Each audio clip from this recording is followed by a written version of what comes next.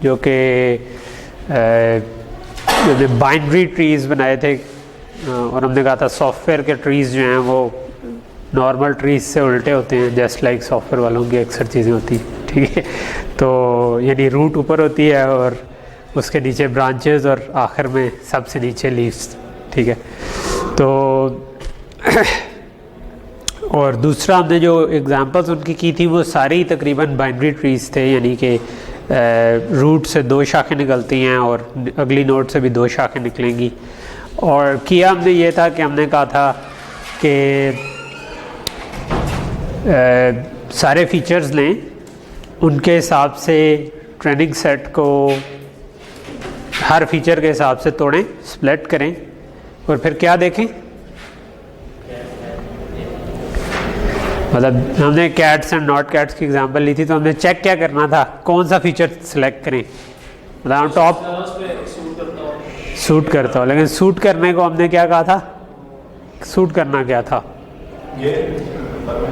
Information gain निकाला था। और इंफॉर्मेशन हमने किस बेस पे निकाली थी, एंट्रोपी जो कम करता हो सबसे। और एंट्रोपी का क्या मतलब था, इम्प्योरिटी, लिखा हुआ पढ़ेंगे। प्योर से क्या मुराद थी, हमने कहा था कि हमारा मेन जो एक होता है ना,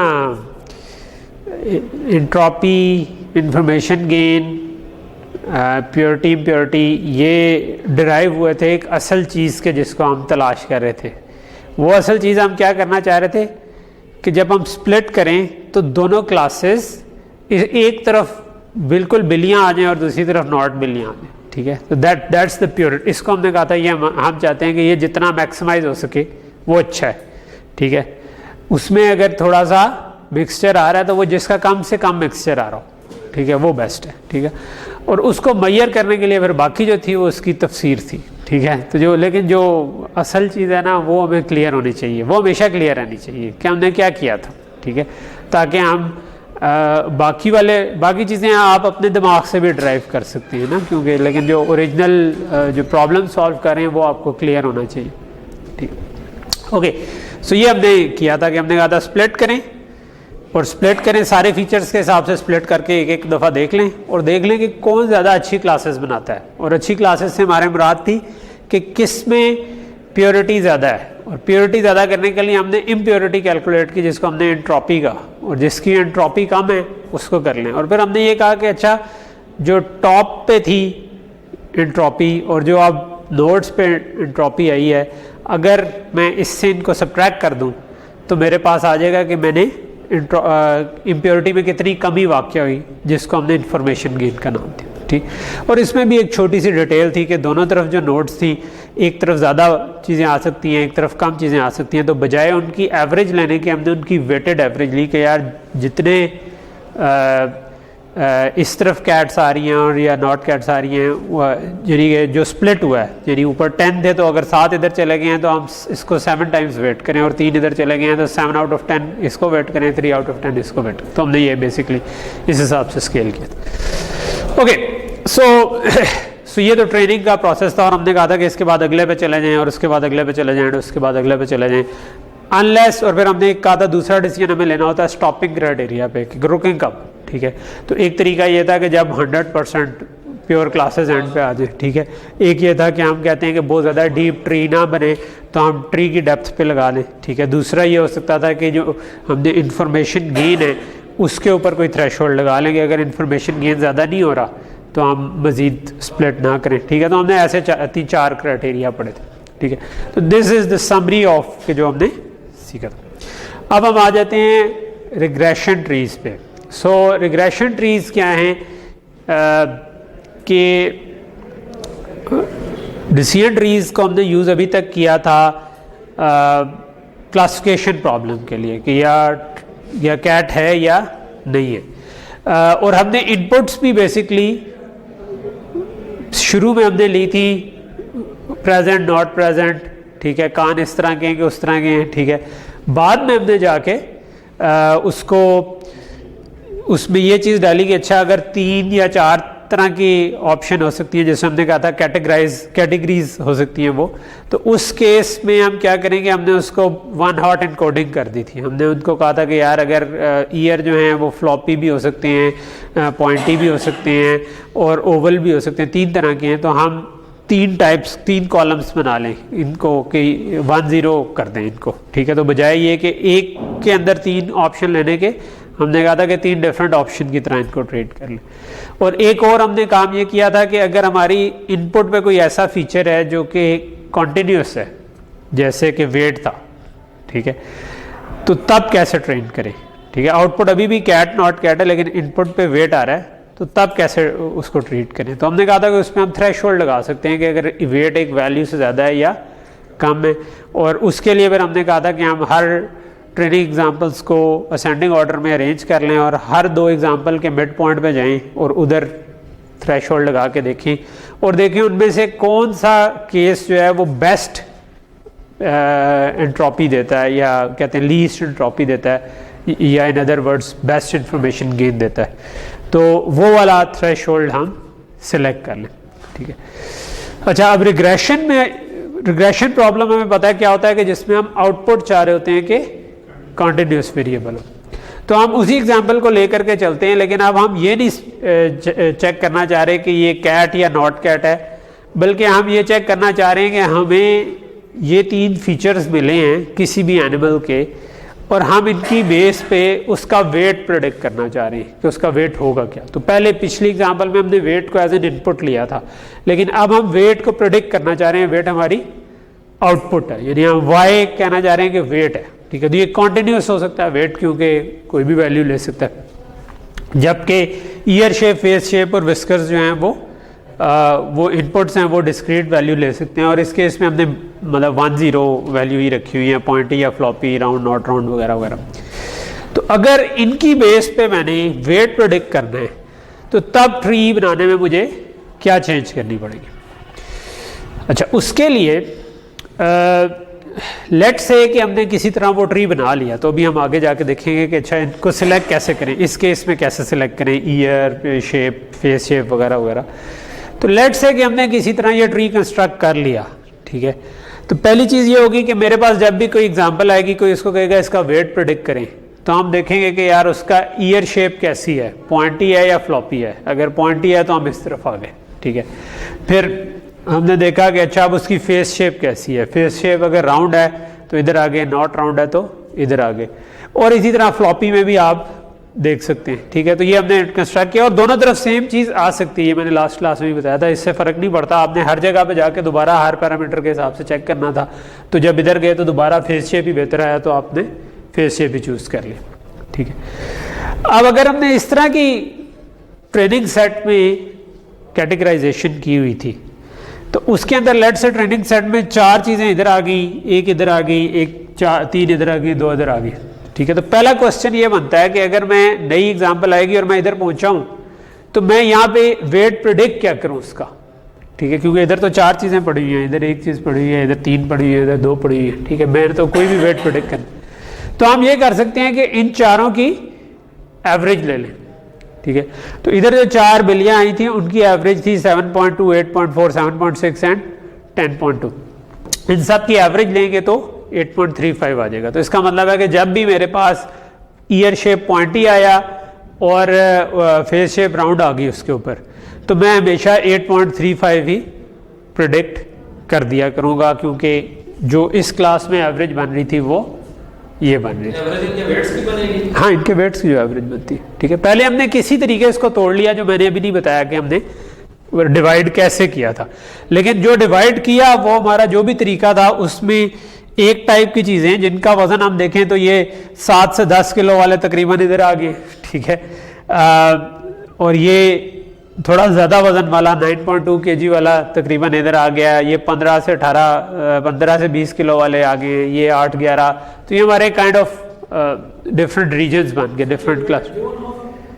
ये ट्रेनिंग सेट था ना, ट्रेनिंग सेट था जिसमें हमारे पास वाई हमें गिवन था ना कि उनका वेट क्या है, तो हमने किसी तरीके उनको यूज़ करते हुए ये ट्री कंस्ट्रक्ट किया, हम उस तरीके पे आते हैं, ठीक है, जिस तरह हमने पहले बाइनरी ट्री कंस्ट्रक्ट किया था, लेकिन अब उसमें थोड़ा सा चेंज आ जाएगी, वो हम आते हैं वो क्या आएगी। लेकिन वो लेट से कंस्ट्रक्ट हुआ था, और उस कंस्ट्रक्ट हुआ में 4 चीज़ें इधर आ गई, 1 इधर आ गए, 3 इधर आ गए और 2 इधर आ गए, ठीक है। तो अब पहला क्वेश्चन ये है कि अगर नई कोई एग्जांपल आती है जिसमें मैं प्रेडिक्शन करना चाह रहा हूँ, जिसका वेट मुझे नोन नहीं है, तो मैं क्या करूँगा, मैं देखूंगा ईयर शेप पॉइंटी है, राउंड है, तो इधर आ जाऊँगा। अगर पॉइंटी है लेकिन नॉट राउंड है तो इधर आ जाऊँगा। अगर फ्लॉपी है राउंड है तो इधर आ जाऊँगा। फ्लॉपी है नॉट राउंड है तो इधर आ जाऊँगा। लेकिन आ तो जाऊँगा, लेकिन इधर मैं प्रेडिक्शन करूँ क्या, ठीक है, क्योंकि इधर तो एक नहीं है, 4 एग्जाम्पल पड़ी हुई है। इस केस में तो चलो था ही एक, ठीक है, इस केस में 3 है। इसके तो हमने कहा कि वो हम ये कर सकते हैं कि जो जो डिवीजन हुई है ना उनकी एवरेज प्रेडिक्ट कर दें, ठीक है।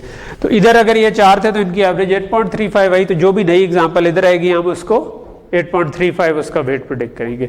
जो एग्जाम्पल जिसकी ईयर शेप पॉइंटी हुई और फेस शेप नॉट राउंड हुई तो उसका वेट हम 9.2 प्रेडिक्ट करेंगे, क्योंकि यहाँ पर एक ही एग्जाम्पल बन रही थी। जिसकी फ्लॉपी आई और ईयर फ्लॉपी थे मगर और फेस राउंड था, तो वो इस कैटेगरी के जानवर लग रहे हैं, और इनकी जो एवरेज बनती है वो हमने निकाली तो वो 17.7 आई, तो हमने 17.7 प्रेडिक्ट कर दिया, ठीक है। और इसी तरह अगर फेस फ्लॉपी है मगर फेस शेप राउंड नहीं है तो वो इस कैटेगरी के जानवर लग रहे हैं, तो हमने उनका वेट इनकी एवरेज प्रेडिक्ट कर दिया जो कि 9.9 बनती है। तो काइंड ऑफ यानी कि रिग्रेशन के लिए भी हम डिसीजन ट्री इस्तेमाल कर सकते हैं, और उसमें हम ट्री बना देंगे और उसके बाद जो प्रेडिक्ट कर रहे होंगे वो जो जो क्लासेस ट्रेनिंग सेट की बनी थी उनके एवरेज जो बनेगी वो यूज़ कर लेंगे। सो यहाँ तक तो चीज़ समझ आ गई, ठीक है। अब दूसरा सवाल ये था कि अच्छा फिर ये मैंने चूज़ कैसे किया कि मैं टॉप पे ईयर शेप रखूँ और इधर फेस शेप रखूँ। पहले तो हमने ये किया था कि हर फैक्टर के हिसाब से स्प्लिट किया और उसकी प्योरिटी देख ली, ठीक है, कि इंफॉर्मेशन गेन देख लिया कि वो कितना अच्छा क्लासेस में डिस्ट्रीब्यूट करता है। अच्छा, अब रिग्रेशन प्रॉब्लम में जब हम देखेंगे ना तो वो थोड़ा सा हम चेंज कर देंगे, ठीक है। तो अब हम क्या करेंगे, अगेन हर शेप को लेंगे, यानी ईयर शेप के हिसाब से 2 हिस्सों में तोड़ दिया, फेस शेप के हिसाब से राउंड नॉट राउंड में तोड़ दिया, विस्कर्स के हिसाब से प्रेजेंट एब्सेंट में तोड़ दिया, तो हमारे पास ये क्लासेस बन गई और ये उनके वेट सारे के आगे। अब इसमें जो हम चीज़ ऑप्टिमाइज करना चाह रहे होंगे वो उनकी प्योरिटी नहीं होगा, क्योंकि अभी हमने क्लासिफाई नहीं करना था कि ये बिल्ली है या नहीं है, हमने तो ये वेट प्रेडिक्ट करना था। तो हम ये देख सकते हैं कि वो वेट के अंदर वेरिएशन कितनी आ रही है कि नहीं, ठीक है, यानी जिसकी कम से कम वेरिएशन आए हम कहेंगे कि वो बेस्ट चीज़ बनती है, ठीक है। यानी पिछले केस में तो क्योंकि हमने डिस्क्रीट वैल्यू प्रेडिक्ट करनी थी तो हम देखते थे कि वो प्योरली उस क्लास पे आया है या नहीं आया।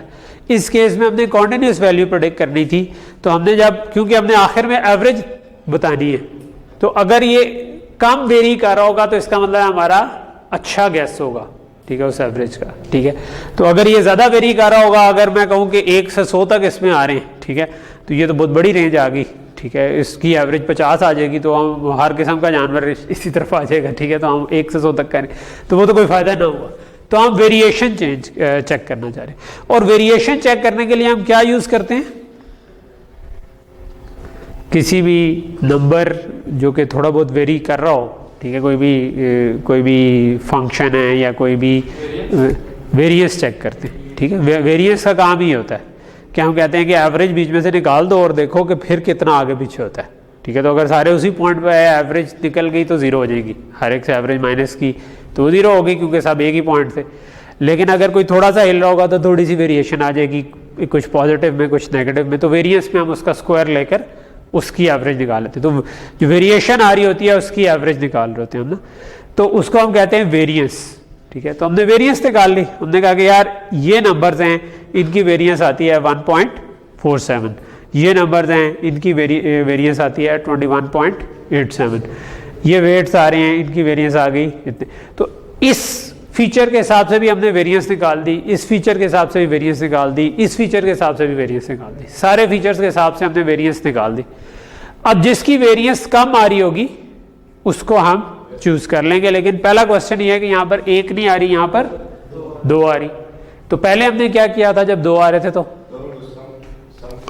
एक तो तरीका था एवरेज करें, लेकिन हमने एवरेज के बजाय वेटेड एवरेज ली थी। वेटेड एवरेज क्या थी कि जितने इस तरफ आए और जितने इस तरफ आए उसके हिसाब से स्केल करें। अगर इस तरफ हम यानी अगर इस तरफ आ गए 1 2 3 4 5 6 7 10 में से, तो इसका मतलब है इसको 70% स्केल करना है, इसको 30, तो 7 आउट ऑफ 10 हम स्केल करेंगे या 3 आउट ऑफ 10 करेंगे। तो हमने कहा टोटल एग्जांपल्स का जितना इस तरफ आया है उसके हिसाब से इस वाली वेरिएंस को स्केल कर दें और उसके ऑपोजिट के हिसाब से इसको स्केल कर दें।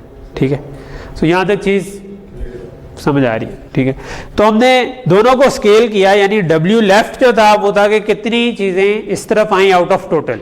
ठीक है, तो ये 5 आउट ऑफ 10 नहीं, तो हमने कहा ठीक है। W राइट भी आया 5 आउट ऑफ 10, तो इसको भी 5 आउट ऑफ 10 स्केल किया, इसको भी 5 आउट ऑफ 10, आधा वेट इसका चला गया, आधा वेट इसका चला गया। इसी तरह इधर हमने 7 आउट ऑफ 10 इसको स्केल किया, 3 आउट ऑफ 10 इसको स्केल किया, तो जो भी नंबर आ गया हमारे पास। और इधर हमने किया 4 इस तरफ आ गई थी, 6 इस तरफ आ गई थी, तो 4 आउट ऑफ 10 से इसको स्केल कर दिया, 6 आउट ऑफ 10। तो ये जो नंबर आ रहा है ये वो नंबर आ रहा है कि 4 out of 10 into 0.75, 6 out of 10 into this thing. तो ये हमारे पास weighted average of both sides variance आ गई। अब यहाँ पर हम रुक सकते थे और हम देख सकते थे कि जिसकी वेरियंस मिनिमम है उसको हम कह दें कि ये वाला बेस्ट फीचर बनता है। ठीक है, क्योंकि इसका मतलब है कि वो वाकई कन्वर्ज्ड है या बाकियों की निस्बत ज़्यादा कन्वर्ज्ड है, और average is a good measure के बाद में मैं उसको यूज़ कर सकूं। अगर वो बोर्ड फैला हुआ होता और मैं एवरेज ले रहा होता तो फिर उसका फ़ायदा नहीं था, वो वेट की कोई बहुत अच्छी प्रेडिक्शन नहीं कर रहा होता। लेकिन जिस तरह पिछले में भी हमने ये किया था कि हमने ये किया था कि जो हमारी टॉप पे एंट्रोपी आती थी उससे हमने ये वाली एंट्रोपी माइनस कर दी थी, तो उससे हमें इंफॉर्मेशन गेन मिल गया था कि कितना होता है। तो यहाँ पर भी हम ये करेंगे कि टॉप पे हम वेरिएंस निकाल लें। ठीक है, कि जब इस जगह 10 की 10 एग्जांपल्स थी तो वो कितनी वेरिएंस थी, तो उनकी वेरिएंस 20.51 आ रही थी, और वो सारे केस में सेम थी। इधर भी उतनी आ रही थी फर्स्ट केस में, सेकंड केस में भी उतनी, क्योंकि वो सारी सेम ट्रेनिंग सेट था जिसको हमने इस फीचर पे भी ट्राई किया, इस फीचर पे भी ट्राई किया, उस फीचर पे भी ट्राई। तो इससे अगर हम माइनस कर देंगे तो हमें पता चलेगा कि जब हमने ये वाली स्प्लिट किया तो हमारी वेरिएंस कितनी कम हो गई। ठीक है, तो हमें वेरिएंस में जो हमें गेन मिला कि वेरिएंस कितनी कम हो गई वो हमारे पास इस जगह पे आ जाएगा। तो अब हम इसमें देख सकते हैं कि जो सबसे बड़ा नंबर होगा इसका मतलब है उतना हमें गेन मिल गया। तो ये 8.84 गेन मिला, यानी आप 20 से उठ के 20 - 8 पे पहुंच गए, 12 के करीब पहुंच गए। ठीक है, वेरिएंस पे इस केस में आपको गेन 0.64 का मिला, ऑलमोस्ट ना होने के बराबर मिला। इसका मतलब है कि फेस शेप इस सतह पे सही फीचर नहीं है। इसी तरह आपने विस्कर्स को किया तो इधर भी ठीक हेल्दी गेन मिला 6.22 का, लेकिन नॉट एज मच एज 8.84। ठीक है, तो इसका मतलब है कि ईयर शेप को हमें टॉप पे रख देना चाहिए क्योंकि ये अच्छा हमें स्प्लिट दे रहा है। ठीक है, सो यहाँ तक चीज़ क्लियर हो गई। तो ये करेंगे तो अब आप इसका मतलब है कि लीनियर रिग्रेशन टाइप के प्रॉब्लम भी डिसीजन ट्री के थ्रू सॉल्व कर सकते हैं। ठीक है,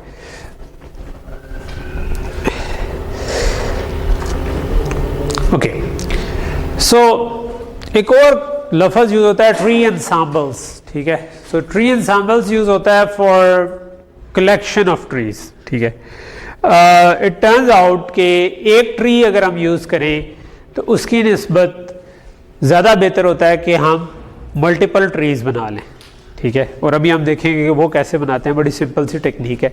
लेकिन अगर हम बहुत सारे ट्रीज बना लें और उनसे उनसे वोट करवा लें कि क्या आउटपुट होनी चाहिए। ठीक है, हम वापस रिग्रेशन के बजाय क्लासिफिकेशन प्रॉब्लम पे आ रहे हैं कि बिल्ली है कि नहीं है। ठीक है, सो बिल्ली है कि नहीं है उसका मैं एक ट्री बनाने के बजाय किसी तरह अगर मल्टीपल ट्रीज बना लूँ, क्योंकि हमने देखा था कि डिफरेंट तरह के ट्रीज बन सकते हैं, तो मैं अगर डिफरेंट ट्रीज बना लूँ और उनमें से उनकी एवरेज ले लूँ या उनकी एवरेज ना ले लूँ, उनसे वोट करवा लूँ कि कौन, अगर ज़्यादा कहते हैं कि बिल्ली है तो मैं कह दूँगा बिल्ली है, अगर ज़्यादा कहते हैं कि नहीं है तो मैं कह दूँगा कि नहीं है। ठीक है, और इस तरह का डिसीजन ले लूँ तो वोटिंग बेस्ड डिसीजन, क्या वो जमहूरियत हम कर दें इनकी, हर एक को इक्वल हक है वोट देने का।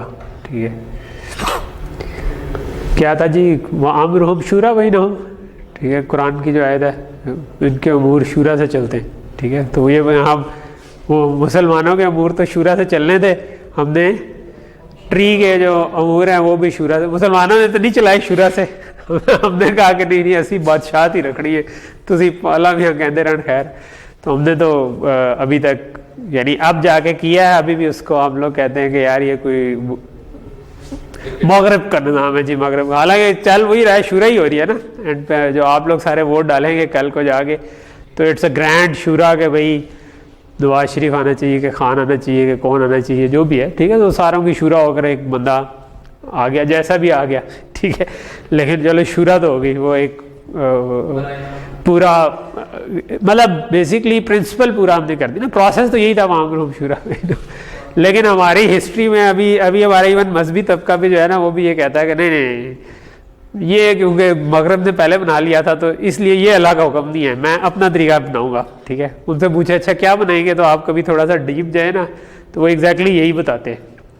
मैंने जितना भी पढ़ा है ना थोड़ा बहुत, आप किसी को देख लें, जमात इस्लामी से की वो जो है उनकी किताब मौदूदी साहब की जिसमें वो इस्लामी रियासत, उसमें आप जाके पढ़ लें, तंजीम इस्लामी की पढ़ लें, ये हिज़्ब तहरीर टाइप के लोग जो हैं उनकी पढ़ लें, जो भी बात करते हैं ना जी खिलाफत होनी चाहिए, फलां होना चाहिए, आप जैसे आपके अच्छा आपने क्या सजेस्ट किया, वो एंड पे करते यही है कि वो हल्के बनाते हैं, वहाँ पे वोटिंग होती है बंदा से लगे। तो फिर मेरी एक दो बंदों से बात हुई, मैंने उन्हें कहा यार अगर यही करना था तो फिर तुम इसको क्यों गलत कह रहे हो, ठीक है। ये जी मगरब की तरफ से आए, इस वजह से गलत, मैंने कहा मगरब से आए या मशरक से आए, एंड में तुसी भी वही करना है, तो देयर इज़ नो डिफरेंस, ठीक है। तो सो काइंड ऑफ ये मेरा ख्याल है कॉमन सेंस प्रिंसिपल है जो कि जिसको वैलिडेट शायद कुरान भी कर लेता है और बाकी भी हर फील्ड में भी यूज़ हो रहा है कि एंड पे आप वोटिंग करा लें तो कुछ ना कुछ चीज़ें इम्प्रूव हो जाएगी, ठीक है। तो ट्रीज़ की वोटिंग इधर हम करा रहे हैं, ठीक है, वहाँ से मुझे याद है। सो क्यों करा रहे हैं, पहली चीज़ है डिसीजन ट्रीज़ में क्यों कराना चाह रहे हैं। होता ये है कि लेट से कि मैंने एक ये ट्री बना लिया, ठीक है, हमने देखा कि यार ये मेरा ट्रेनिंग सेट था, इसकी बेस पे मैंने फीचर्स सिलेक्ट किए और ईयर शेप बेस्ट फीचर आया। लेकिन प्रैक्टिकली होता ये है कि बाज़ का आप इसमें से कोई सिंगल एग्जांपल चेंज करेंगे। फॉर एग्जांपल इसकी बजाय ये वाली बिल्ली आ गई जिसके पॉइंटी के बजाय कह लो कि फ्लॉपी ईयर्स थे और विस्कर्स प्रेजेंट थे, ठीक है। और अब आप सेम एल्गोरिथम चलाएं तो क्या होगा कि विस्कर्स टॉप पे आ जाएंगे, ठीक है, क्योंकि डाटा में हल्की, हालांकि एक एग्जांपल की चेंज हुई है लेकिन उससे हमारे पास जो फीचर था जो टॉप पे आ रहा था, जो बेस्ट कह लें कि प्योरीफाइड क्लासेस बना रहा था, वो चेंज हो जाएगा। और वो चेंज हो जाएगा तो इसके नीचे वाला सारा का सारा ट्री चेंज हो जाएगा उसकी बेस पे, ठीक है। तो ये एक ट्री के बजाय आपका दूसरा ट्री बन जाएगा। तो इसका मतलब है कि ये कोई इतनी हार्ड एंड फास्ट रूल भी नहीं था, यानी कि अगर एक एग्जांपल से इसने चेंज हो जाना था तो ऑल्दो अगर बड़ा डाटा सेट हो तो इतने जल्दी चेंज नहीं भी होता, लेकिन ये जस्ट टू शो यू के इस तरह से हो सकता है। तो वाई नॉट हम कोई तरीका निकाल लें जिसमें हम इस फिनोमिना से बाहर आ जाए। तो उसके लिए आप लेट से कि आपके पास अगर मल्टीपल आप ऐसे ट्रीज बना लेते हैं किसी तरह, ठीक है, जो अभी हम तरीका पढ़ेंगे वो बड़ा सिंपल सा तरीका है जिसको हम सैम्पलिंग विद रिप्लेसमेंट कहते हैं, वो करके हम ज़्यादा ट्रीज बना लेंगे, ठीक है। तो वो ज़्यादा ट्रीज जब हम बना लेंगे तो हम क्या कर सकते हैं कि लेट से ये मेरे पास 3 ट्रीज बन गए, ठीक है। डिफरेंट तरीके से मैंने एग्जाम्पल्स में किसी तरह कोई वेरिएशन डाली और वो डिफरेंट ट्रीज बन गए। वो जो डिफरेंट ट्रीज बन गए तो अब मेरे पास जैसे ही नई एग्जांपल आएगी तो मैं पहले इधर जाऊंगा, इसने कहा जी विस्कर्स हैं और फिर ईयर शेप जो है वो पॉइंटी है तो बिल्ली होगी, ठीक है। इसने कहा कि यार ईयर शेप पॉइंटी है और फेस शेप नॉट राउंड है तो ये बिल्ली नहीं होगी। इसने कहा कि अच्छा फेस शेप नॉट राउंड है और विस्कर्स प्रेजेंट है तो बिल्ली होगी। तो 3 में से 2 ने कह दिया कि बिल्ली होगी। तो हम क्या प्रेडिक्ट करेंगे कि ये बिल्ली होगी क्योंकि मेजॉरिटी ने ये कह दिया। तो टिपिकली आप ऑड नंबर ऑफ ट्रीज बना लेते हैं ताकि वो 50-50 के बजाय आपके पास एक तरफ ऑप्शन रहे कि जो भी, हाँ, तो आप 3 बना लिए, 5 बना लिए, जितने भी बना लिए, तो ऑड नंबर का ये फ़ायदा होगा कि आप डिसीजन ले लेंगे एंड पे, ठीक है, इधर या उधर, चाहे वो मार्जिन पे भी होता तो वो किसी एक तरफ हो जाएगा। तो ये मेन आइडिया है। तो अब क्वेश्चन ये है कि ये अगर सेम ट्रेनिंग सेट है तो फिर उससे ये डिफरेंट टॉप पे फीचर आएंगे कैसे, ठीक है। तो ये क्वेश्चन बनता है। क्योंकि ट्रेन तो हमें करना आता है, सिर्फ ये है कि हमने ये डिफरेंट टॉप फीचर लाने का क्या तरीका होगा। ठीक है, तो उससे पहले हम एक छोटी सी चीज़ पढ़ लेते हैं, सैम्पलिंग विद रिप्लेसमेंट। ये आपने शायद प्रोबेबिलिटी वगैरह पढ़ी हुई है तो पढ़ा भी होगा, बड़ा सिंपल सा कॉन्सेप्ट है। लेट्स से कि मेरे पास 4 डिस्क थी, ठीक है, एक रेड थी, एक कैरम बोर्ड की गिटियाँ समझ लें, ठीक है, लेकिन हमारे पास लेट से थोड़ी कह लो या लूडो की गिटियाँ कह लो, ठीक। तो मेरे पास थी लाल, पीली, हरी और नीली, ठीक है। तो इमेजिन करेंगे एक बैग और उसके अंदर मैंने ये डाल दिया, ठीक है, और मैंने उसको खड़का के उसके अंदर से एक निकाली है, ठीक है। तो इसको हम कहते हैं कि आपने रैंडम सैम्पलिंग की, ठीक है। तो एक होती है कि मैंने एक निकाली, फिर उसके बाद दूसरी निकाली, फिर उसके बाद तीसरी निकाली और उसके बाद चौथी निकाली, ठीक है। एक तरीका ये होता है। एक तरीका ये होता है कि मैंने अंदर से एक डिस्क निकाली रैंडमली, उसके बाद उसको वापस अंदर डाल के दोबारा हिलाया और दोबारा निकाली। तो अगर मैं ये सेकंड वाला ऑप्शन लूँ कि मैंने वापस अंदर बैग में डाल के निकाला, तो इसको हम कहते हैं सैम्पलिंग विद रिप्लेसमेंट। और अगर मैं ये ना करूँ तो इसको हम कहते हैं सैम्पलिंग विदाउट रिप्लेसमेंट, ठीक है। तो फ़र्क क्या पड़ता है, ठीक है, फ़र्क कई एग्जाम्पल्स में तो कोई ख़ास पड़ता ही नहीं है, लेकिन इस केस में थोड़ा सा पड़ता है।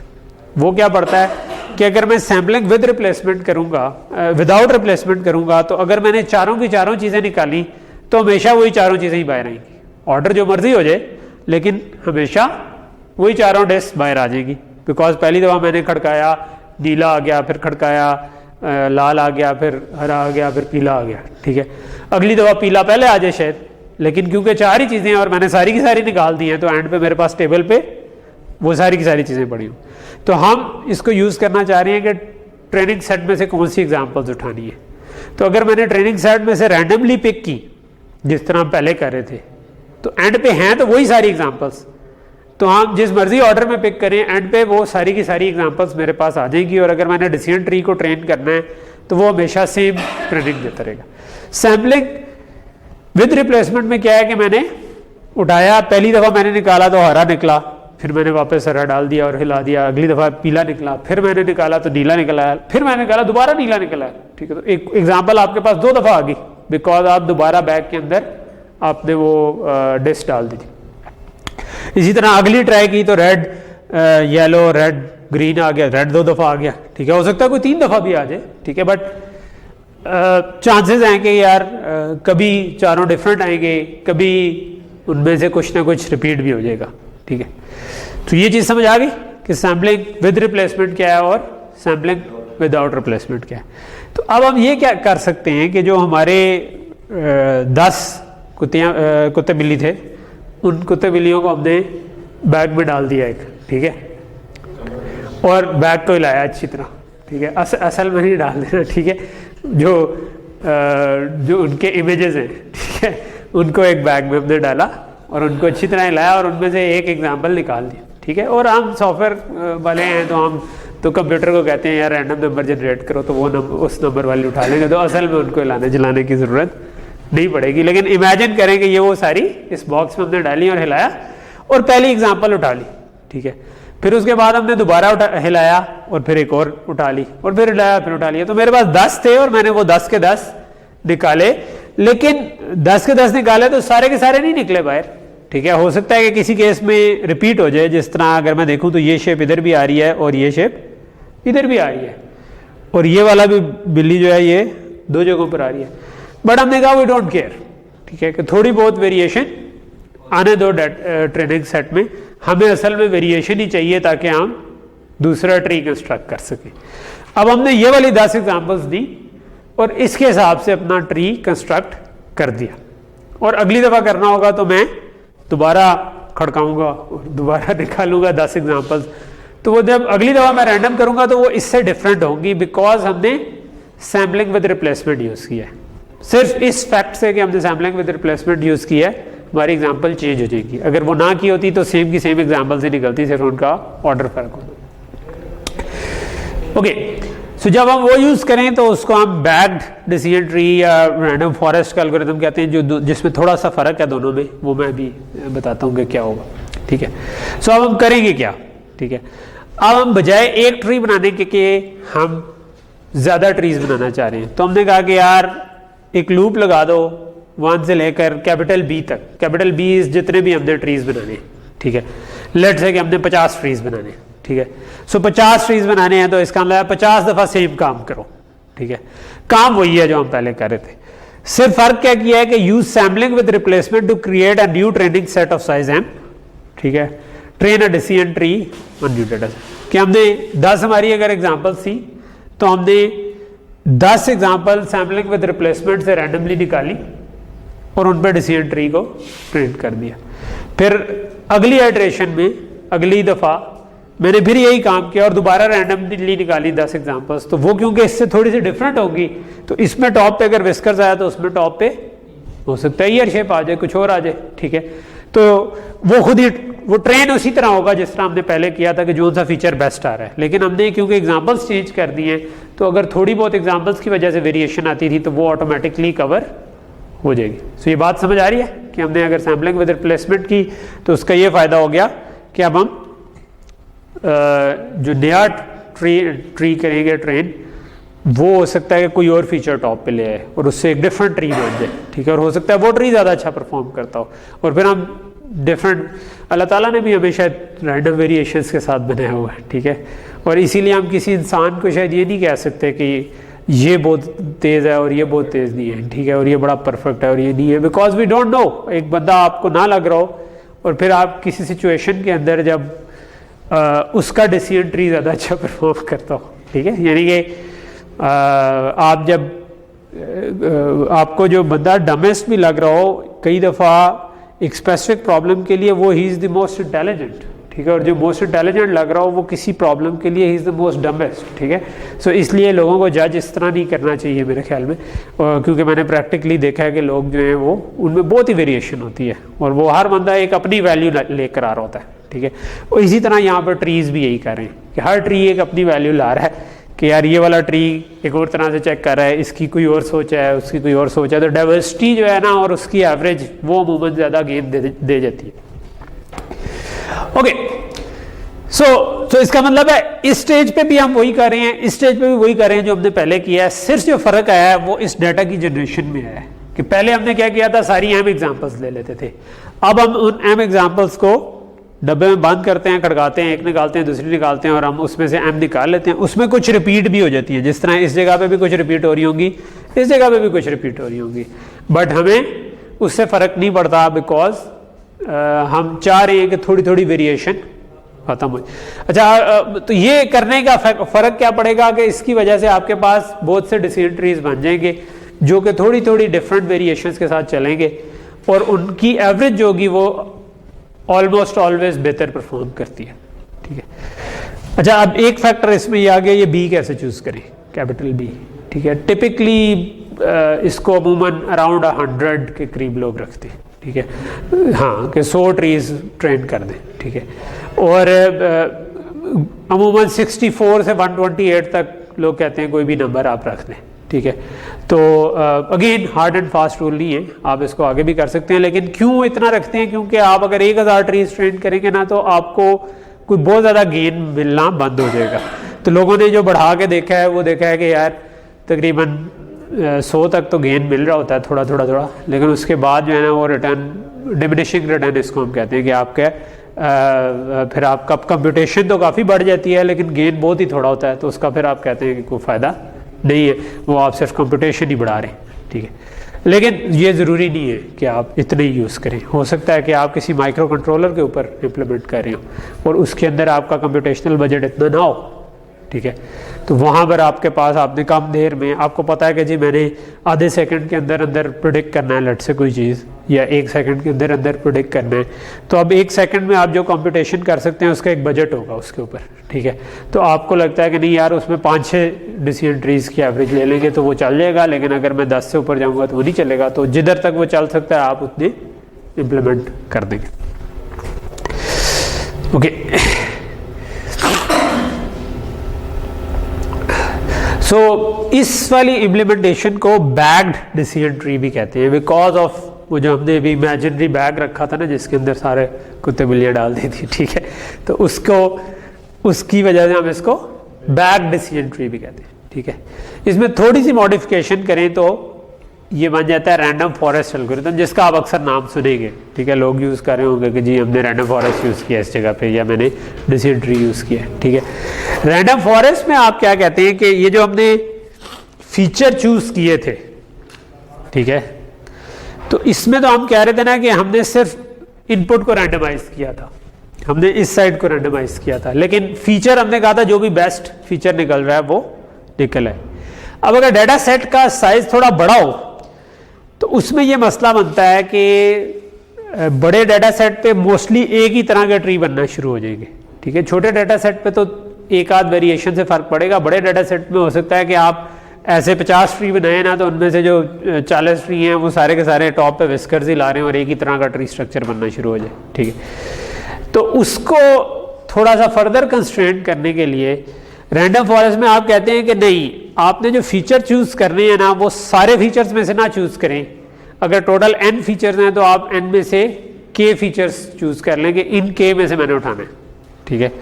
यानी कि सारे के सारे फीचर्स आप इनपुट पे ना रखें, अगली दफ़ा करें तो कोई और k फीचर्स उठा लें, ठीक है। और तो बेसिकली उससे क्या होगा, यानी एट ईच नोड जब आप फीचर को स्प्लिट करने लगे तो अगर n अवेलेबल है तो random subset of k less than n choose करें, बजाय इसके कि उन सब पे चलाएं आप उसको थोड़ा सा कम करके चला दें। उससे क्या होगा कि उसमें ज़्यादा चांस होगा कि अगली दफ़ा टॉप पे कोई डिफरेंट आ जाए, ठीक है, और उससे एक डिफरेंट ट्री कंस्ट्रक्ट हो जाए, ठीक है। तो अगर आप ये कर लेंगे कि वो रैंडम सबसेट यूज़ करें बजाय सारे फीचर्स में से सिलेक्ट करने के, तो उसको हम कहते हैं रैंडम फॉरेस्ट एल्गोरिथम, ठीक है। अब ऑब्वियसली अब हमने एक और चीज़ बढ़ा दी, पहले हमने वो b बनाया था, अब k आ गया, k कितना रखें। तो जो अगर n काफ़ी बड़ा है तो एक टिपिकल उसकी चॉइस यूज़ होती है स्क्वायर रूट ऑफ n, ठीक है, कि आप n अगर बड़ा है, लेट से 100 है, तो आप उसका स्क्वायर रूट ले लेंगे, आप 10-10 का k यूज़ करना शुरू कर देंगे, रैंडमली 10 लिए और उसमें से यूज़ करना शुरू। लेकिन अभी जो हम एग्जांपल कर रहे थे वो तो वैसे ही 2-3 फीचर वाली थी, उसमें स्क्वायर रूट ऑफ n इतना अच्छा कोई नहीं है, 3 का स्क्वायर रूट जो है वो क्या आएगा, ठीक है। तो उससे बेहतर है कि आप बेशक सेम पे ही चला लें। सो यहाँ तक चीज़ समझ आ गई। सो बस इतना सा फ़र्क है रैंडम फॉरेस्ट में, ठीक है। तो अगर हम देखें तो हमने पहले स्टेप में बैग्ड वाला एल्गोरिथम देखा, ठीक है, जो बैग्ड डिसीजन ट्री था, उसके अंदर सिर्फ हमने सैम्पलिंग विद रिप्लेसमेंट करके बहुत सारे ट्री बना लिए। इस केस में हमने क्या किया कि सैम्पलिंग विद रिप्लेसमेंट तो की, लेकिन जो आपने फीचर उठाने थे वो आपने n के बजाय उसमें से कम कर दिए, ठीक है। आपने कहा कि हम उसमें से कोई k उठाएंगे, वो रैंडमली चूज होंगे, ठीक है, और उनको यूज़ कर। ओके, सो रैंडम फॉरेस्ट भी क्लियर हो गया। अच्छा, एक और एल्गोरिथम जो शायद सबसे ज़्यादा यूज़ होता है और टिपिकली अगर यूज़ करना हो तो वो आपने अगर रैंडम फॉरेस्ट या random forest decision trees use करने या ट्री एंसेम्बल्स यूज़ करने, तो आपको असूली तौर पे ये वाला शायद यूज़ करना चाहिए, क्योंकि ये शायद बेस्ट परफॉर्म करता है। वो कहलाता है XG बूस्ट, ठीक है। बेसिकली बूस्टिंग एक कॉन्सेप्ट और XG बूस्ट इसका एक ख़ास इम्प्लीमेंटेशन है, ठीक है। सो अगर मैं ये वाली चीज़ अभी छोड़ूं और मैं कहूँ, हमने क्या कहा था कि सैम्पलिंग विद रिप्लेसमेंट करके नया ट्रेनिंग साइज बना दें और उसके ऊपर आप डाटा को ट्रेन कर दें, तो ये था। लेकिन अब हमने एक नई चीज़ इधर ऐड की है। वो क्या चीज़ ऐड की है? वो चीज़ ऐसी है कि बजाय इसके कि हम तमाम एग्जाम्पल्स को इक्वल प्रोबेबिलिटी से उठाएं, लेट्स से कि मैंने जो हमने ये मेरी असल एग्जांपल्स थी और ये मेरा ट्री बना और ये मेरी फिर प्रेडिक्शन आई, ठीक है। उनमें से कुछ प्रेडिक्शन सही हुई, कुछ प्रेडिक्शन गलत हो गई।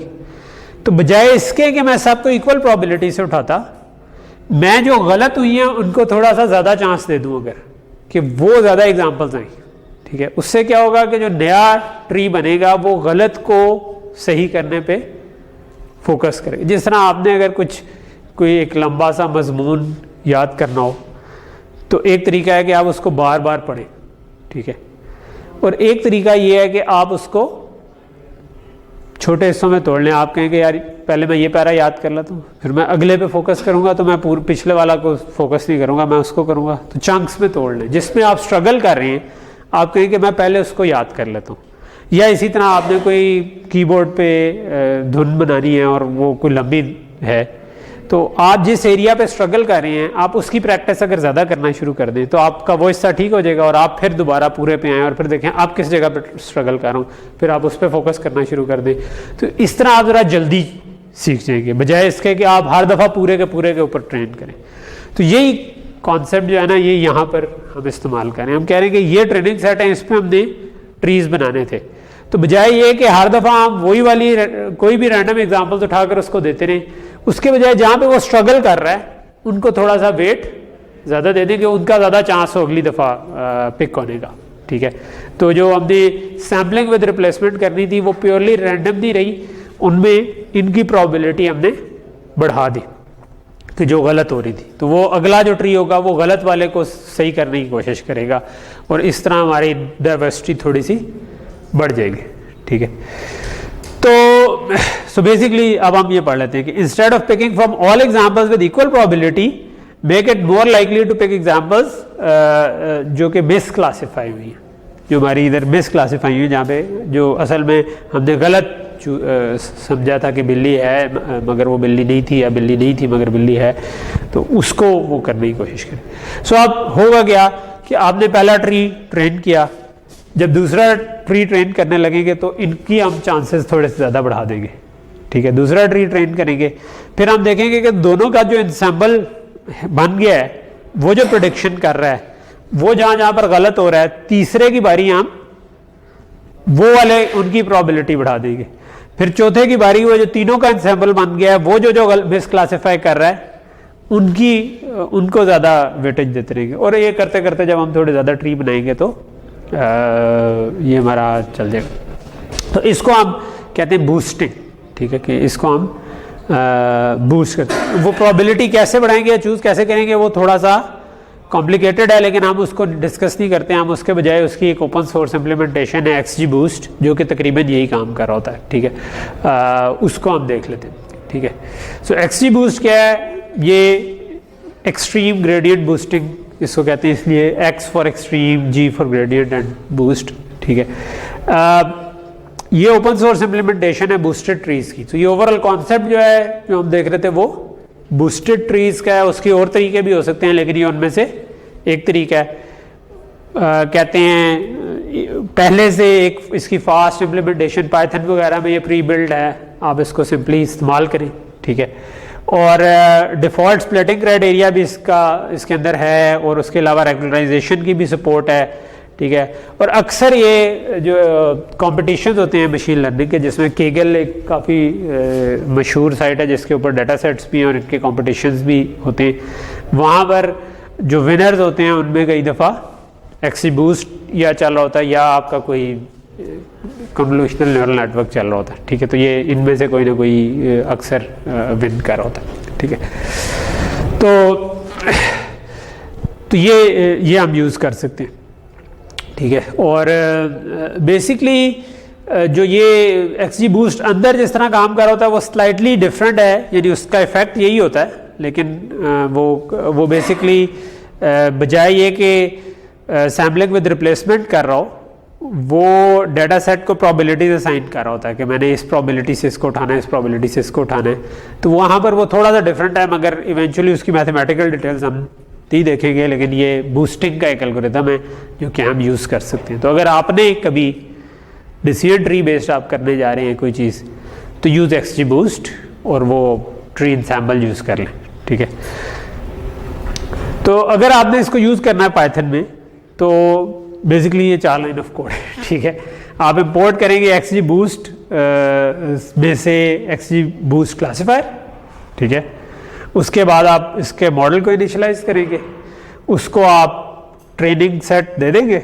ठीक है, और कहेंगे कि इसको फिट करो, वो इसको फिट कर लेगा। ठीक है, और उसके बाद आप उसको जिसको आपने टेस्ट सेट की एग्जांपल दे दी होगी, हम कहेंगे कि यार इस पर प्रेडिक्ट करोगे ये ठीक काम कर रहा है कि नहीं काम कर रहा। तो ये आपकी यहाँ पर वो वाले फीचर आ जाएंगे एक्सट्रेन में कि पॉइंटी फ्लॉपी ईयर्स हैं या विस्कर्स हैं या नहीं है, वो वाली चीज़, और ये उसके एग्जांपल्स की आउटपुट कि बिल्ली है कि नहीं है, ठीक है।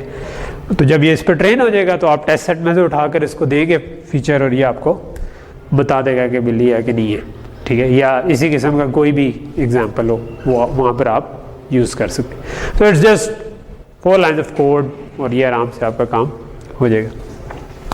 अगर आपने क्लासिफिकेशन के बजाय रिग्रेशन में यूज़ करना है XGBoost, तो यहाँ पर क्लासीफायर के बजाय रिग्रेसर यूज़ हो गया। आगे वही है, आपने मॉडल किया, फिर ट्रेन किया, प्रेडिक्ट किया, इन आगे फ़र्क नहीं है, ठीक है। लेकिन ये जो आपने इंपोर्ट किया था वो फ़र्क है, और मॉडल बनाते हुए आपने रिग्रेसर मॉडल चूज़ कर लिया। सो दिस गिव्स यू ये एक वो जो वजह मैं नहीं बताता था कि अक्सर लोग कहते हैं कि जी आप मशीन लर्निंग एक्सपर्ट हैं, उन्हें ये 4 लाइन ऑफ कोड पता होती है और वो इसको चला सकते होते हैं अक्सर, लेकिन थोड़ा सा अगर चॉइस करनी हो कि यार ये यूज़ करूँ या वो यूज़ करूँ, वहाँ पर आकर उनसे पूछें कि यार अच्छा कैसे चूज़ करोगे, ये पता चलेगा तुम्हें कि फिट सही हुआ है या नहीं, कैसे पता, तो उनको वो सही तरह नहीं पता होता, ठीक है। तो एक जिस तरह हमने लर्निंग कर्व्स पढ़े थे वो बड़े इंपॉर्टेंट हैं, वो आपको बताए थे कि आपको बायस का प्रॉब्लम आ रहा है या वेरियंस का प्रॉब्लम आ रहा है, ठीक है। इसी तरह अब आपको इनके पीछे थोड़ा सा एक आइडिया हो गया कि ये काम कैसे करें। तो जब आप प्रॉब्लम कोई नया देखेंगे तो आपके जहन में दिमाग की बत्ती जलेगी कि यार ये वाला इस्तेमाल करना चाहिए या वो वाला इस्तेमाल करना चाहिए एल्गोरिदम, और आप उसके बेस पे चूज़ कर सकते हैं। सो उसी तनाजुर में अगला चीज़ बन जाती है कि हमने कब यूज़ करें डिसीजन ट्रीज और कब ना यूज़ करें, कब हम कोई और टेक्निक यूज़ करें, ठीक है।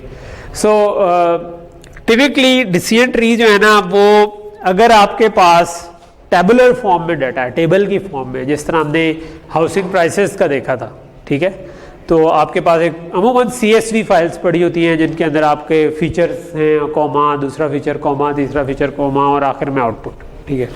अगर उसको हम ये भी कहते हैं स्ट्रक्चर्ड डाटा हमारे पास पहले से मौजूद है, ठीक है, जिसमें इनपुट फीचर्स भी गिवन है और आउटपुट जो हमने प्रेडिक्ट करनी है वो भी गिवन है। तो वहाँ पर डिसीजन ट्रीज एक अच्छी कह लें कि एल्गोरिथम है, ठीक है। कहाँ पर वो अच्छे नहीं हैं, इमेज, वीडियो, ठीक है, इसके अंदर ऑडियो, ये उस तरह से स्ट्रक्चर्ड डाटा नहीं है, ठीक है, या बिल्कुल रैंडम टेक्स्ट है, उस टेक्स्ट के अंदर से आपने कुछ निकालना है, वहाँ पे डिसीजन ट्री यूज नहीं। अगर उसके फीचर पहले से निकले हुए हैं वहाँ पर आप यूज़ कर लें, अगर फीचर्स नहीं है तो फिर आप प्रॉब्ली न्यूरल नेटवर्क बेहतर रहेंगे, ठीक है। तीसरी चीज़ इसमें यह है कि ये फास्ट होते हैं, ठीक है। जो टिपिकली फास्ट से क्या मुराद है, फास्ट से ये मुराद है कि ये ट्रेनिंग में कम टाइम लेते हैं as compare to neural network. अगर आप एक इसको ट्रेन करेंगे, ये हो सकता है मिनटों में ट्रेन हो जाए, वो हो सकता है घंटों में, डिपेंडिंग ऑन कि साइज़ कितना है, ठीक है।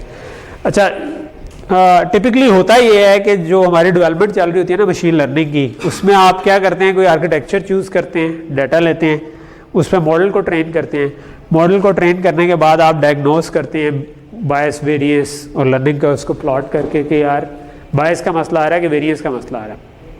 जो भी मसला आ रहा है उसके हिसाब से आप मॉडल को मॉडिफाई करते हैं, दोबारा ट्रेन करते हैं, ठीक है। तो ये अमूमन एक साइकिल चलता है और आपके हर आइट्रेशन में आपकी परफॉर्मेंस थोड़ी थोड़ी इंप्रूव होती जाती है, ठीक है। या अगर ना इंप्रूव हो तो आप वापस पिछले स्टेप पे दोबारा आ जाते हैं कि यार पिछले मॉडल को किसी और तरीके से अपडेट करें। तो आप कुछ आइट्रेशंस के बाद आपका कह लो कि एक बेहतर नेटवर्क या बेहतर मशीन लर्निंग का सोल्यूशन ट्रेन हो गया होता है।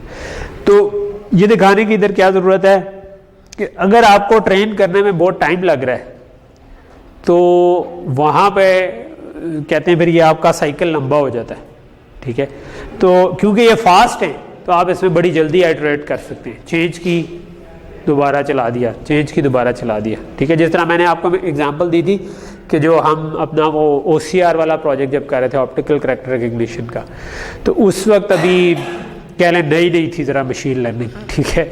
और नई नई थी तो उस वक्त बनी बनाई लाइब्रेरीज पाइथन की या मैटलैब की नहीं थी स्टार्ट में, जो कि जीपीयू पे चीज़ को चला दें। तो हमें अपना नेटवर्क ट्रेन करने में, हालांकि बहुत बड़ा नेटवर्क नहीं था, लेकिन हमें अपना जो भी पीसी था बेस्ट उसके ऊपर ट्रेन करने में 2-3 दिन लग जाते थे, ठीक है। तो 3 दिन बाद रिज़ल्ट आए और उसके बाद आपने उसको कहा कि नहीं यार ये तो ठीक नहीं रहे, चलो जी ये चेंज करके दोबारा लगा दो। फिर 3 दिन, तो हफ्ता गुजर गया, ठीक है। तो महीने बाद आपने 4-5 आइट्रेशन की। जब हम उसको जीपीयू पे ले गए तो वो 4-5 घंटे हो गए, ठीक है। और 4-5 घंटे हो गए तो इसका मतलब है मैं दिन में 3 दफ़ा वो काम कर सकता हूँ, जो कि मैं पहले मुझे हफ्ता लग रहा था, ठीक है। उसका फ़ायदा ये हुआ कि हमने अगले 1-2 हफ्ते के अंदर अंदर मेरा ख्याल है कि 30-40 नेटवर्क ट्रेन कर लिए, सारों के वेट्स अपने पास रख दिए। और अगेन वहाँ हम शूरा बैनहुम किया कि उनकी एवरेज लें या एवरेज ले लें या उनमें से वोटिंग कर लें कि कौन से क्या क्लासिफाई कर रहा है। तो उससे हमारे रिजल्ट्स जो है ना वो आखिरी 1-2% इम्प्रूवमेंट उससे हुई, ठीक है। तो इसलिए ये अब आप किसी कंपटीशन में हिस्सा लेते हैं और उधर बाज़ का टाइम होता है, किस टाइम के अंदर अंदर आपने करना है, वहाँ पे आपने कोई बड़ा सा नेटवर्क ट्रेन करने लगा दिया तो वो टाइम आ जाएगा और वो ट्रेन अभी तक नहीं हुआ होगा, अनलेस के आपके पास कोई इंफ्रास्ट्रक्चर है जिस पे आप उसको ट्रेन कर सकें। तो उस लिहाज से ये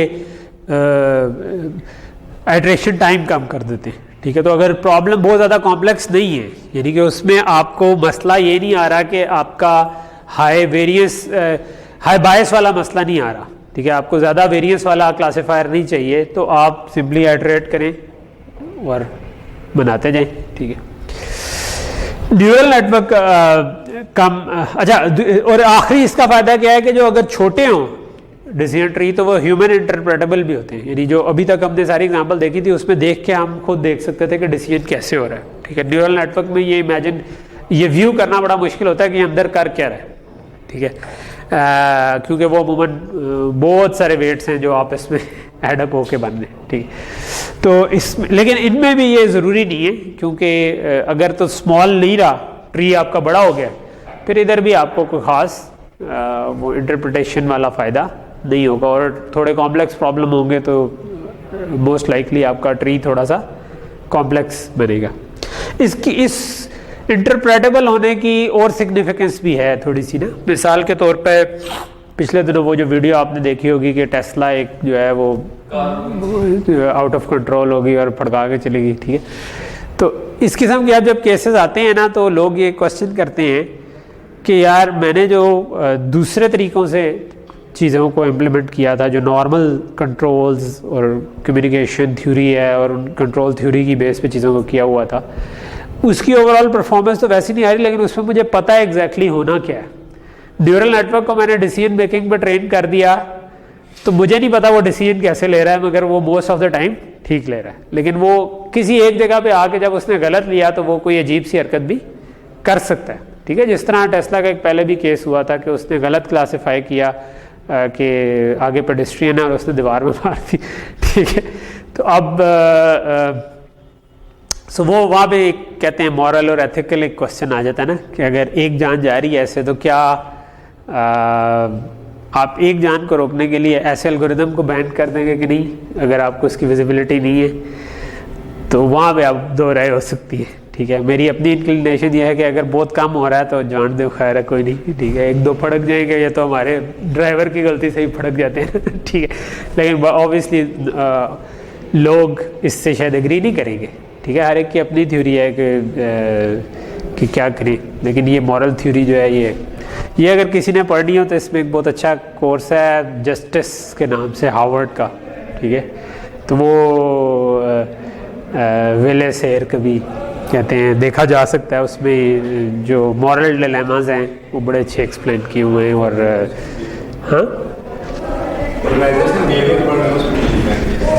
हाँ प्रोफेशनल एथिक्स में भी है, हाँ। लेकिन उन सब में जो उसके पीछे फिलोसफिकल बिल्डअप है ना कि क्या फ़िलासफ़ी होनी चाहिए, मतलब जो जस्टिस का कोर्स है ना वो बहुत मशहूर कोर्स है जस्टिस का, हार्वर्ड का जो कोर्स है।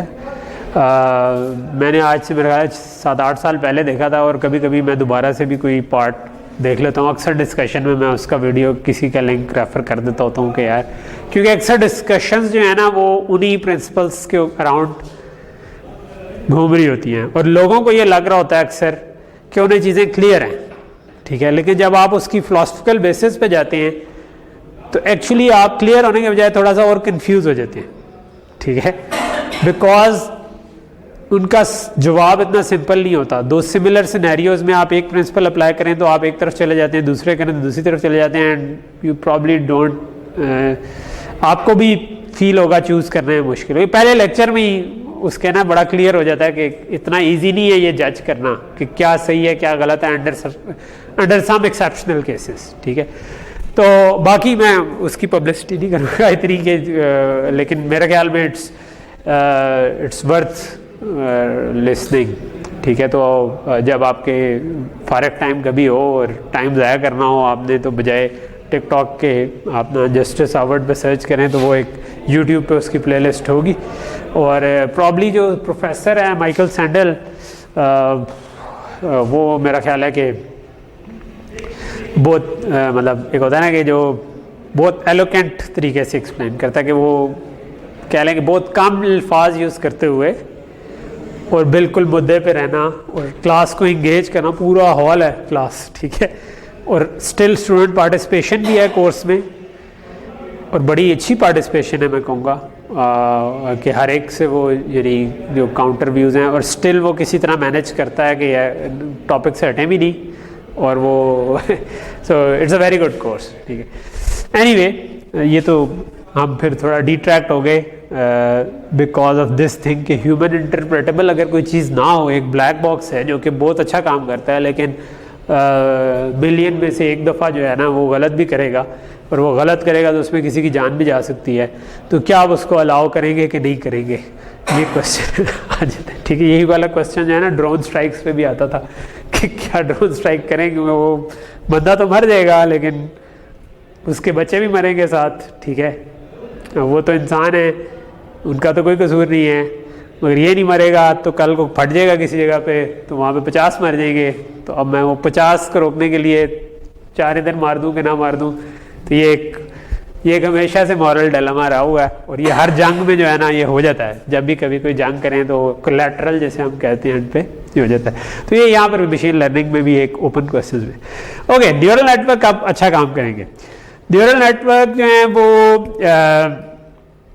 वो दोनों तरह की चीज़ों पे अच्छा काम करते हैं, चाहे टेबुलर डाटा हो यानी स्ट्रक्चर्ड डाटा हो यानी टेबल की फॉर्म में आपके पास बेशक हो, चाहे आपके पास वो अनस्ट्रक्चर्ड डाटा हो यानी कि वीडियो, इमेज, टेक्स्ट, ऑडियो, उस पर भी वो अच्छे काम करते हैं, ठीक है। स्लोअर दैन डिसीजन ट्री हो सकता है, स्लोअर में टिपिकली हमारी मुराद है कि ट्रेन होने में ज़्यादा टाइम ले सकता है। हम इनको अमूमन 2 हिस्सों में वैसे तोड़ देते होते हैं इस पार्ट को, ठीक है। मैं इसको आपको इधर भी मैंने अलग से आपको कहा कि स्लोअर का मतलब है ट्रेन होने में ज़्यादा टाइम देता है, ठीक है। और ये जो पिछली स्लाइड में मैंने आपको बताया था कि इसका मतलब है कि हमें आइटरेट करने में ज़्यादा टाइम लगेगा, ठीक है। बाज़ कात ये हमारे लिए इतना बड़ा प्रॉब्लम नहीं होता क्योंकि हम किसी कंपटीशन में नहीं बैठे होते, हमने असल में एक सोल्यूशन बिल्ड करना होता है। वहाँ पे हम कहते हैं कि वी डोंट केयर, कोई बात नहीं, वो ट्रेन होने में ज़्यादा टाइम ले, मुझे रिजल्ट अच्छे दे, ठीक है। मुझे वो जो 95% से 97% इम्प्रूवमेंट पे जाना है ना वो ज़्यादा इम्पॉर्टेंट है इस वक्त, ठीक है, जो कि बड़ा इम्पॉर्टेंट हो जाता है अगर आप कह लें कि आप लेट से OCR ही कर रहे हैं, ठीक है, और अगर आप 97% एक्यूरेसी से कर रहे हो या 95% एक्यूरेसी से कर रहे हो, उससे बड़ा फ़र्क पड़ेगा, ठीक है। अगर वो बीच में से हर 100 में से 5 गलत करता है या हर 100 में से 3 गलत करता है, उससे हमारे समझने में बड़ा फ़र्क पड़ जाता होता है चीज़ को, ठीक है। इसी तरह ऑडियो या स्पीच टू टेक्स्ट करना हो या इसमें भी इस तरह के काम हो जाते हैं कि स्पीच रिकग्निशन कर रहे हैं, बंदे ने जो बोला है, अगर जिस तरह ऑटो ट्रांसक्राइब एक प्रॉब्लम है ना कि मैं लेक्चर दे रहा हूँ, बड़ा यूज़फुल है कि इसका किसी तरह ट्रांसक्रिप्ट भी ऑटोमेटिकली बन जाए, ठीक है। तो अब अगर आप इंग्लिश लैंग्वेज में लेक्चर दे रहे हैं तो YouTube ऑटोमेटिकली ऑटो जनरेट कर देता है सबटाइटल्स, ठीक है। आप कैप्शंस, ऑटो जनरेटेड कैप्शंस देख सकते हैं, ठीक है। लेकिन अभी उर्दू में उतने अच्छे नहीं हो रहे। हालांकि उर्दू हिंदी सेम ही है, और ये एक बहुत बड़ा एरिया पे कह लें कि सब कॉन्टिनेंट में भी समझी जाती हैं, फिर आगे पीछे अफगानिस्तान में भी समझी जाती हैं, और जगह पे भी समझी जाती हैं, ठीक है। सारों से नहीं, लेकिन काफ़ी सारा सबसेट है, बहुत बड़ी ऑडियंस। लेकिन अभी तक इसका कोई अच्छा, यही जिस तरह गूगल के पास सोल्यूशन नहीं है। वहाँ पे अगर वो ट्रांसक्राइब करते हुए अगर वो हो सकता है वो 100 में से 3 लफ्ज़ गलत कर रहा हो ठीक है, लेकिन वो 3 लफ्ज़ गलत करना जो है ना, वहाँ पे आपका मज़ा किरकिरा हो जाएगा वो देखते हुए, ठीक है।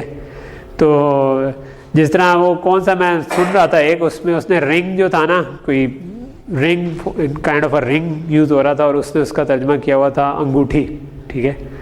और फ्लाई कहीं पे किसी और मकसद के लिए यूज़ हुआ था, उसका उसने मक्खी किया हुआ था तर्जमा, ठीक है। तो अब वो मक्खी जो है वो आप इलेक्ट्रोमैग्नेटिज्म का कुछ पढ़े हैं और वहाँ पर वो अंगूठी का जिक्र आ गया, तो आप कहेंगे कि ये क्या हो रहा है। फिर आप देखेंगे अच्छा नहीं, वो असल में रिंग जो था वो सर्कल के तौर पे यूज़ हुआ था, और उसको इधर से जब उसको रिंग की इंग्लिश से उर्दू ट्रांसलेशन उसने की तो अंगूठी बना दी।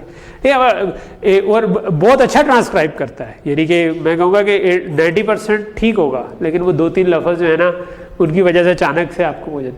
तो अगर आप वो चाह रहे हैं, फिर आपको ट्रेनिंग टाइम का इतना फ़र्क नहीं पड़ेगा। आप कहेंगे ट्रेन बेशक वो 2 दिन लेके हो जाए, लेकिन अगर वो मुझे वो 2% का गेन दे देता है, तो वो कहते हैं वो मेरे लिए गोल्ड है, ठीक है। तो मैं उसको चाहूँगा, ठीक है। तो ट्रेनिंग और इन्फ्रेंस हमारे 2 डिफरेंट इश्यूज हैं।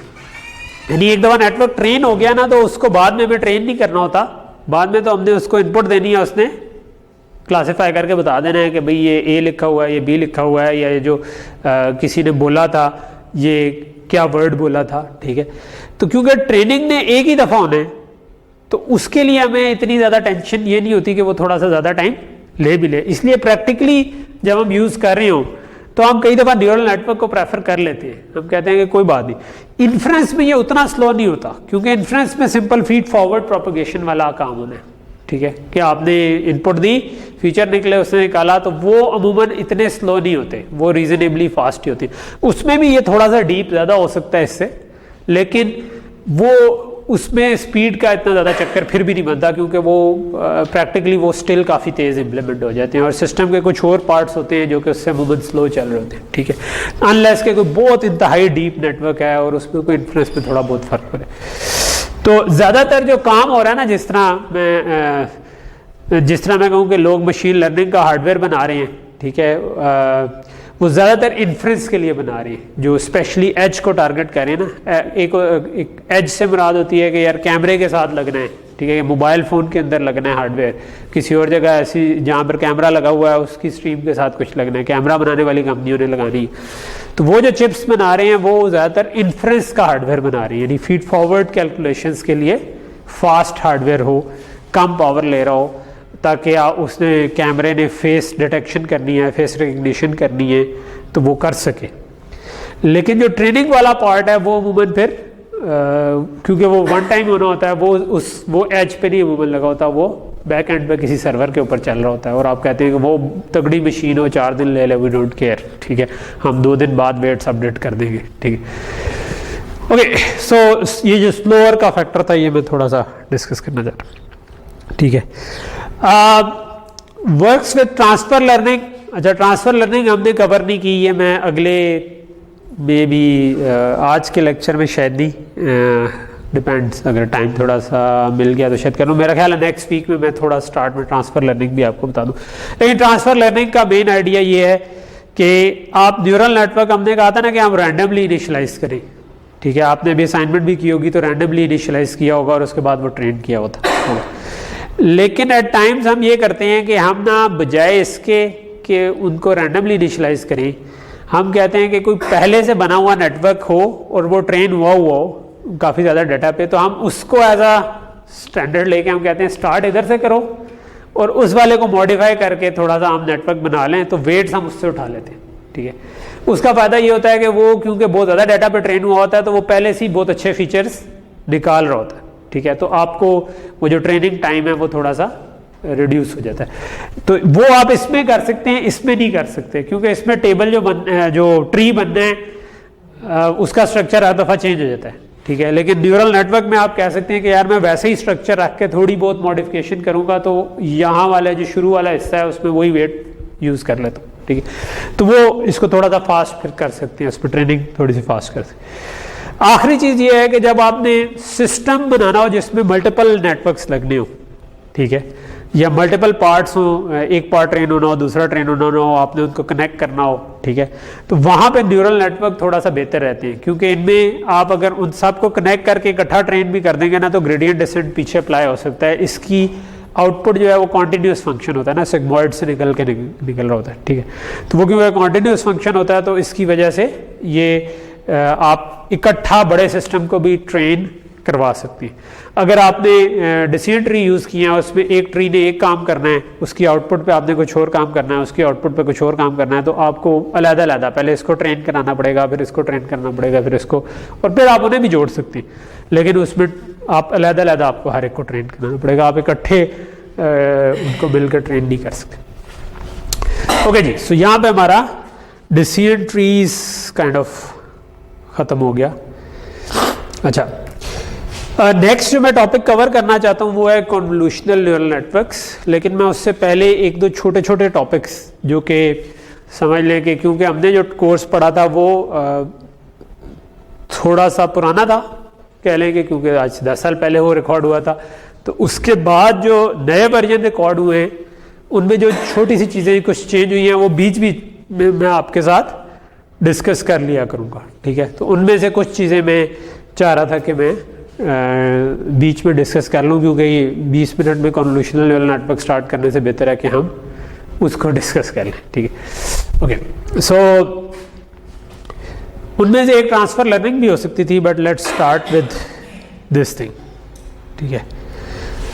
हमने जब न्यूरल नेटवर्क पढ़े थे तो न्यूरल नेटवर्क में हमने जो नॉन लीनियरिटी इंट्रोड्यूस की थी, यानी जो कि 0 से 1 पे कर रहा होता था, वो हमारा फंक्शन होता था सिग्मॉइड, ठीक है।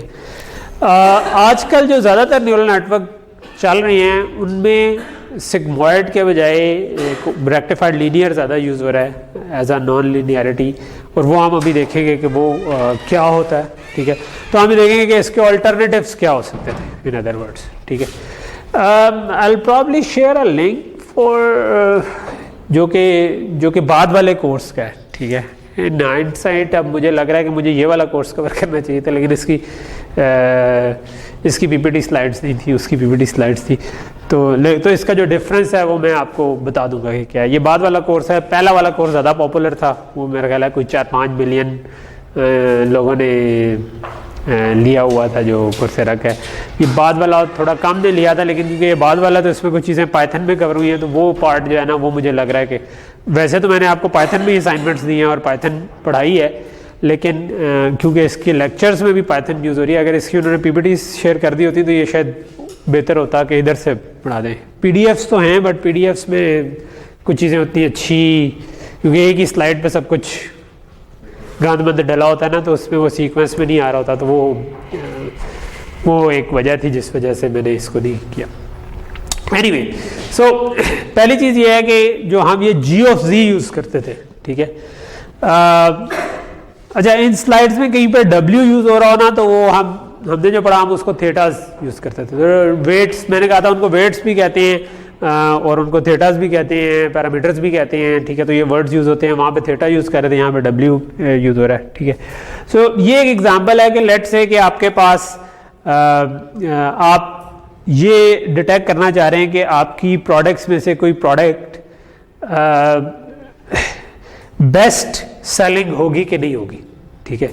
और उसके लिए आपने देखा कि उसकी अफोर्डेबिलिटी, उसकी परसीव क्वालिटी, उसकी अवेयरनेस, इस किस्म के कुछ फीचर ट्रेन किए बेस्ड ऑन के price, shipping cost, marketing material, यानी असल में तो आपने कीमत रखी होगी तो उससे आपको अफोर्डेबिलिटी का अंदाज़ा हो जाएगा, कीमत प्लस शिपिंग कॉस्ट से, और मार्केटिंग मटेरियल जो होगा वो लोगों को इन्फॉर्म कर रहा होगा कि उसकी क्वालिटी क्या है, परसीव क्वालिटी क्या है, अच्छी क्वालिटी की है कि नहीं है। और इसको आप कह सकते हैं कि आप काइंड ऑफ इस चीज़ की अवेयरनेस एक तरह की निकाल के और उसकी बेस पे आगे एक सिग्मॉइड फंक्शन लगा के बता सकते हैं कि ये होगी कि नहीं होगी, बेस्ट सेलिंग नहीं। अच्छा, सो ये जो अवेयरनेस है, अगर हम इस पर सिग्मॉइड लगाएंगे तो सिग्मॉइड का क्या मतलब हुआ कि हम उसको 0 या 1 में क्लासिफाई कर रहे हैं कि उसकी अवेयरनेस है या नहीं है। बट इन रियलिटी हो सकता है कि ये एक अवेयरनेस के लेवल हो, ठीक है, कि बहुत ज़्यादा है, उससे ज़्यादा है, कम है, ठीक है। तो क्योंकि वो डिफरेंट लेवल्स हो सकते हैं, तो बाज़ का हम कहते हैं कि हम सिग्मॉइड के बजाय हम चाहेंगे कि वो उसको ओपन रहने दें कि वो जो आपके लेवल्स हैं वो ज़्यादा काम हो सके, ठीक है। तो ये आपकी जो कोई लेयर है जिसकी आउटपुट आ रही है, हम इस लेयर को बजाय 0-1 पे ट्रांसलेट करने के अगली लेयर को देने से पहले हम ये भी कर सकते हैं कि उसको हम कहें कि उसमें लेवल्स की सपोर्ट हम रहने दें। तो उसके लिए जो यूज़ होता है ना फंक्शन, वो अमूमन होता है रेक्टिफाइड लीनियर। रेक्टिफाइड लीनियर हमने, मेरा ख्याल है एसवीएम में पढ़ा था, किस में यूज़ किया था, किसी एक में यूज़ किया था हमने भी पहले भी, ठीक है, क्योंकि मुझे याद पड़ता है मैंने क्लास में आप लोगों से पूछा था कि आप तो इलेक्ट्रिकल के हैं तो आपको रेक्टिफाइड लीनियर का पता। लेकिन रेक्टिफाइड लीनियर जो है वो, ये मुझे भूल गया कि मैंने किस में पढ़ाया था, लेकिन बहरहाल वो होता क्या है, वो ये है कि अगर कोई चीज़ नेगेटिव आ रही है तो उसको 0 कर दो, और अगर पॉजिटिव आ रही है तो वही रहने दो, ठीक है। तो इसी को हम मैथमेटिकली कहते हैं मैक्स ऑफ 0 और z, ठीक है। तो हम ये g ऑफ z अप्लाई करते थे ना, आपको याद है कि पहले आप मल्टीप्लाई करते थे वेट से, उसके आगे आप g ऑफ z निकाल लेते। तो ये वेट्स के साथ मल्टीप्लाई किया, उसके बाद आपने g ऑफ, इस पूरे को हम कहते थे z है, और g ऑफ z निकाला, और g ऑफ z जो हम इस्तेमाल कर रहे थे वो हमने सिग्मॉइड यूज किया था, और सिग्मॉइड था 1/1 + e⁻⁻ z, जो कि ये वाला फंक्शन होता है। अगर इसके बजाय हम ये यूज कर लें तो एक तो ये सिंपलर है, इसमें एक्सपोनेंट भी नहीं लेना, डिवीजन भी नहीं है, सिंपली आपने एक कहना है कि यार नेगेटिव है तो 0 कर दो, बस बाकी वही रहने दो, ठीक है। तो ये सिंपल 45 पे लाइन है, जो भी इधर वैल्यू आ रही है वही आउटपुट पे आ रही है, इस तरफ है तो वो 0 हो रही है। तो इसको हम कहते हैं rectified linear unit. By and large ज़्यादातर न्यूरल नेटवर्क में जो आपकी हिडन लेयर्स के अंदर यूज़ हो रहे होते हैं ना, वो सिग्मॉइड के बजाय रेक्टिफाइड लीनियर यूज़ हो रहा होता है। जो आपकी आउटपुट यूनिट है उस पर हम अभी भी टिपिकली सिग्मॉइड यूज़ करते हैं, क्योंकि आउटपुट पे हम 1-0 ही चाह रहे होते हैं कि भाई है या नहीं है, ठीक है। तो ये चीज़ है। सो यहाँ तक चीज़ समझ आ गई, ठीक है। तो ये भी आपको समझ आ रहा होगा, मैक्स ऑफ 0 और z से ये बनना चाहिए, क्यों? क्योंकि अगर नेगेटिव है तो 0 हमेशा उससे बड़ा आएगा, ठीक है, और अगर 0 से बड़ा आ गया है तो वो जो भी नंबर आ रहा है वही रहेगा मैक्स ऑफ 0 में, ठीक है। तो ये आपका ये रेक्टिफाइड लीनियर, ठीक है। सो बेसिकली आपके कौन कौन से एक्टिवेशन फंक्शंस हो सकते हैं, ठीक है। तो टिपिकली जो ज़्यादातर यूज़ होते हैं ना वो ये वाले हैं, ठीक है। इसके अलावा भी हो सकते हैं, ठीक है, ज़रूरी नहीं है कि एक्टिवेशन फंक्शन यही हो। इसके अलावा टैन हाइपरबोलिक 10h जैसे बोलते हैं, ठीक है, वो भी हो सकता है। उसकी भी शेप इसी किस्म की होती है, सिर्फ ये होता है कि वो 0-1 के बजाय -1 से 1 तक जा रहा होता है, ठीक है, तो वो थोड़ा सा नीचे जा रहा होता है। और सॉफ्ट मैक्स भी यूज़ होता है, ठीक है। तो ये और भी यूज़ हो सकते हैं। एक लीकी वैल्यू भी यूज़ होता है, ठीक है, कि आप इसको इस जगह पे 0 नहीं करना चाह रहे, बल्कि आप थोड़ी सी स्लोप पे ना एक नीचे लाइन लगा देते हैं कि नेगेटिव साइड पे थोड़ी सी हल्की सी स्लोप देते हैं, ठीक है। तो उसको लीकी वैल्यू कहते हैं कि वो 0 नहीं होता बल्कि वो नेगेटिव साइड पे भी थोड़ा सा लीक हो रहे हैं वैल्यूज, ठीक है। तो इन द एंड आपको ये जो g ऑफ z है ना, इसको अज्यूम करना चाहिए कि ये एक फंक्शन है जो कि कोई डिफरेंट फंक्शंस में से कोई भी फंक्शन हो सकता है कल को कोई और ज़्यादा कॉमन होना शुरू हो जाए, ठीक है। यानी जिस तरह आजकल जो ज़्यादा चल रहा है वो रेल्यू है, लेकिन कल को आप देखेंगे कोई रिसर्चर कोई नया फंक्शन ले आते हैं और वो कहते हैं कि यार ये ज़्यादा अच्छा नॉन लिनियरिटी के तौर पे काम करता है, तो फिर वो वाला चल रहा होगा। बट अगर आपने उसको समझा ही ऐसे हुआ है कि वो g ऑफ z है जिसका काम सिर्फ ये करना है कि वो उसको क्लासेस में तोड़ दे दो में, तो आप कहेंगे कि ठीक है, ठीक। ओके, सो एक तो ये हो सकता है सिग्मॉइड, एक हो गया रेक्टिफाइड लीनियर जो कि 0-1 में तोड़ने के बजाय पॉजिटिव वैल्यूज़ में रहने देता है चीज़ को, वैसे ही नेगेटिव साइड को 0 कर देता है। ये भी हो सकता है कि आप लीनियर एक्टिवेशन फंक्शन यूज़ कर लें। लीनियर एक्टिवेशन फंक्शन है कि G of G is equal to G, यानी कि बेसिकली इसको बाज़ का हम कहते हैं कि हमने अप्लाई नहीं की कोई एक्टिवेशन, ठीक है, जो आ रहा है इनपुट पे वही आउटपुट पे निकाल दिया। तो उसको बाज़ का कहते हैं कि हमने नहीं अप्लाई की लीनियर नॉन लीनियरिटी, और बाज़ का हम कहते हैं कि हमने लीनियर एक्टिवेशन यूज़ किया। इसका मतलब बेसिकली यही है कि हमने कोई एक्टिवेशन एज सच यूज़ नहीं की, ठीक है। तो ये भी यूज़ हो सकता है, ठीक है। सो चूज़ कैसे करें एक्टिवेशन फंक्शन को, ठीक है। तो एक तो हमने देख लिया कौन कौन से हो सकते हैं ऑल्टरनेटिव्स, ठीक है। इसमें हमने वो tan h और वो नहीं देखे, लेकिन वो भी हो सकते हैं, ठीक है। कुछ अर्से पहले तक वो भी कॉमन थे, ठीक है, स्पेशली हिडन लेयर्स में, क्योंकि हिडन लेयर्स में आपको आउटपुट 1 0 नहीं चाहिए होती, तो आप -1 से 1 वाली ले लेते थे। तो उसका एक फ़ायदा ये हो जाता है tan h में 0 मीन होता है वो, ठीक है, इसका मीन 0 नहीं है, ठीक है। तो 0 मीन हो जाता है, जिसके कुछ फ़ायदे हैं, जिस वजह से बाद जगहों पर tan h यूज़ हो जाता था, ठीक है। लेकिन आजकल by and large rectified linear ज़्यादा यूज़ हो रहा है, ठीक है। ओके, चूज़ कैसे करें, ठीक है। चूज़ करते हुए आप ये देख सकते हैं कि आपको जो डाटा चाहिए या जो आउटपुट चाहिए वो किस तरह की है, पहले उस पर देख सकते हैं। फॉर एग्जांपल सबसे पहले हम आउटपुट यूनिट पे आ जाते हैं, ठीक है। आउटपुट यूनिट है, अगर आपको इसकी आउटपुट चाहिए बाइनरी क्लासिफिकेशन के या 1 हो या 0 हो, जिस तरह बिल्ली है या नहीं है, या पेडेस्ट्रियन है या नहीं है, या कार है या नहीं है, ठीक है, तो वहां पर आपको सिग्मॉइड सूट करता है, ठीक है, बिकॉज सिग्मॉइड जो है वो 0 1 आपको आउटपुट निकाल के दे देगा, ठीक है। तो अगर आपको 0 1 आउटपुट चाहिए, अगर y 0 1 है तो सिग्मॉइड यूज कर लें। अगर आपकी आउटपुट पॉजिटिव नेगेटिव दोनों ही हो सकती है, ठीक है, कि नेगेटिव साइड पे भी जा सकता है और पॉजिटिव साइड पे जा सकता है। मे बी स्टॉक मार्केट का ट्रेंड देख रहे हैं, कभी नेगेटिव भी जा सकता है, पॉजिटिव भी जा सकता है, ठीक है।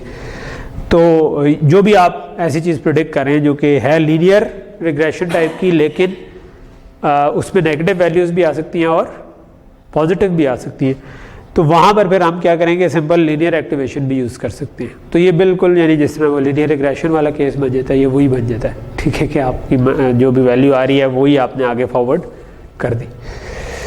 और अगर आपको पता है कि सिर्फ पॉजिटिव वैल्यूज आ सकती हैं, जिस तरह प्रॉपर्टी प्राइसेस थी, उनकी वैल्यू 0 तो हो सकती है पर नेगेटिव नहीं होगी, ठीक है, तो पॉजिटिव में ही होगी, तो वो जिसमें नॉन नेगेटिव आ रही है वैल्यूज, वहाँ पे रेक्टिफाइड लीनियर इस्तेमाल किया जा सकता है। तो आउटपुट वाले यूनिट के हिसाब से तो बड़ा क्लियर सा है कि क्या केस बनती है। तो हमारे प्रॉब्लम पे डिपेंड करेगा कि हम आउटपुट पे कौन सा ये यूज़ करेंगे, सिग्मॉइड यूज़ करेंगे या एक्टिवेशन फंक्शन कौन सा यूज़ करेंगे। हिडन लेयर्स जो है ना, उनमें मैंने बताया था कि मोस्ट कॉमन रेक्टिफाइड लीनियर है, ठीक है। तो उसकी एक वजह तो पहले हमने डिस्कस की कि हो सकता है कि जिस तरह अवेयरनेस की हमने बात की थी कि अवेयरनेस 0 1 के बजाय आप डिफरेंट लेवल्स ऑफ अवेयरनेस पे लोगों को रख सकते हैं। एक और भी इसका रीज़न है, वो ये है कि हमने एंड पे ग्रेडियंट डिसेंट टाइप का कोई एल्गोरिथम निकालना है, क्योंकि ये जो है ना ये फ्लैट हो जाता है 2 जगहों पे, यहाँ पर भी यहाँ पर भी, ठीक है। तो इसका जो कॉस्ट फंक्शन है वो भी मल्टीपल जगहों पर फ्लैट हो सकता है, और ग्रेडियंट डिसेंट जो है वो कहते हैं उसको ज़्यादा टाइम लग जाता है कन्वर्ज करने में, या बास का गलत जगह पे भी वो कन्वर्ज हो सकता है। तो रेक्टिफाइड लीनियर जो है ना, उसमें ये वाला फैक्टर नहीं आता, उसमें आपका कर्व जो है वो थोड़ा सा बेहतर रहता है। और रेक्टिफाइड लीनियर पे इन जनरल जो है ना वो उसको रेल्यू बोलते हैं अक्सर, ठीक है, RE और LU कैपिटल L और U लिखा होता है, ठीक है। तो रेल्यू जो है वो हिडन लेयर्स में by and large ReLU use हो रहा होता है, बिकॉज वो थोड़ा सा जल्दी कन्वर्ज करवा देता है एल्गोरिथम्स, ठीक है।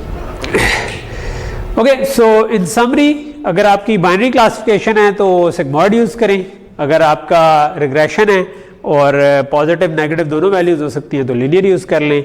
अगर आपकी एक्टिवेशन जो है वो अगर आपकी नॉन नेगेटिव रिग्रेशन है, यानी सिर्फ पॉजिटिव वैल्यूज आ सकती हैं, तो रेल्यू यूज कर लें, ठीक है।